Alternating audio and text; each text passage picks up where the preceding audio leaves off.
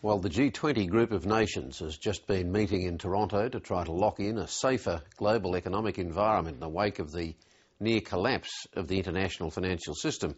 Some sectors in Australia are still grappling with the hangover. For instance, borrowing money is now a more difficult proposition for many developers. But the credit crunch has had particularly dire consequences for one group of Western Australian families in trying to set up a state-of-the-art eco-village in the Perth Hills. They've spent close to a decade securing planning approval, but one of the big banks pulled its support on the eve of construction, and the project is now on the brink of collapse. Danielle Parry reports from Perth. These West Australian families have their hearts set on a tree change, a simpler, greener life together in the Perth Hills. Next year we can use our own tomatoes. Yeah, that'd be great. They've already built close ties through events like this weekend cook-up, but ultimately they want to live here full-time in a state-of-the-art eco-village. I see a place for me here because it is a community. I found a family. And here we go, freshly bottled sauce, ready to go. Fantastic. Is it a modern-day hippie commune? Yeah, well, there's a few of us that look like tree huggers, but it's not that really. We've got a doctor, we've got engineers, we've got accountants. It's a very diverse group of people. 8 years ago, an association of green-minded potential residents pulled its money to buy this former farm about an hour from Perth. The plans for the Somerville Eco-Village include 100 green homes clustered around a small commercial centre. Residents would grow fruit, harvest their water on site and generate enough solar power to export energy to the grid, the ultimate in sustainable design. It still is one of the best I've seen. It is much more self-sufficient than any other development around town. But the main thing is it's got a group of people committed to doing it. The concept behind it is also that we don't have to have developers do all our subdivisions for us. People can get together and do subdivisions themselves.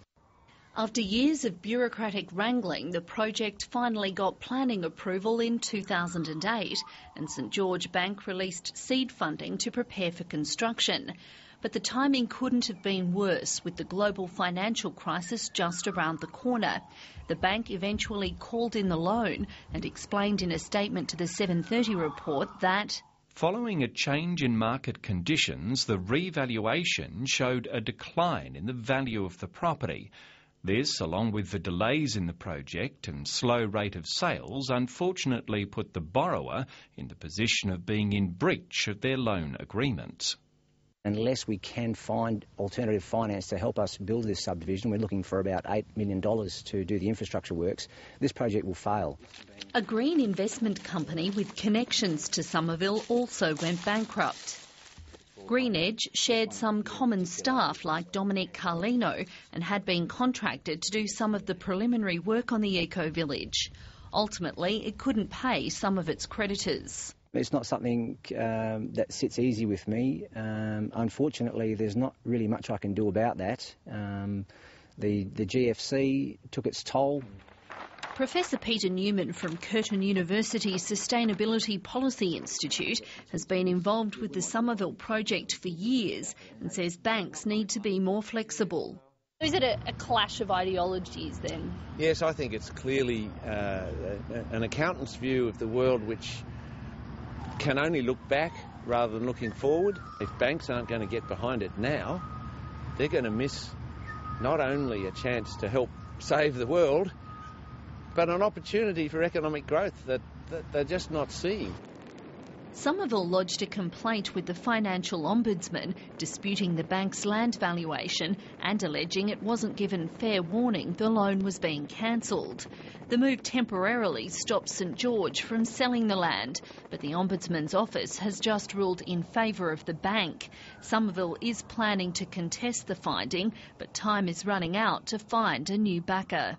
We're looking for someone to come in that's got that experience, that's done development in the past, that can actually say, look, I can add the creds to this. That would then get this project up and on the ground. Do you want the whole bottle, Rob? Yes, please. Falling at the final hurdle would be devastating for these families who've dreamt of living together for almost a decade. We have put our life on hold. I hope that somebody will fall out of the sky and just say, here's the money, go for it. It's just a beautiful project, and it's just, this is what Australia needs. Where we go? Down over here? In front of Holly. Oh, wow. There you are, darling. Despite the obstacles put in the way, the group and its supporters aren't giving up hope. It's a great place to live. It's great for the planet. It's a groundbreaking project, and it's a sort of project that I think really needs to succeed to show everyone that these things can be done. Banks are going to have to start getting behind it. This is what the community wants, and increasingly you can make money out of it. This is actually building the future, and they should be backing it. Cheers! Cheers!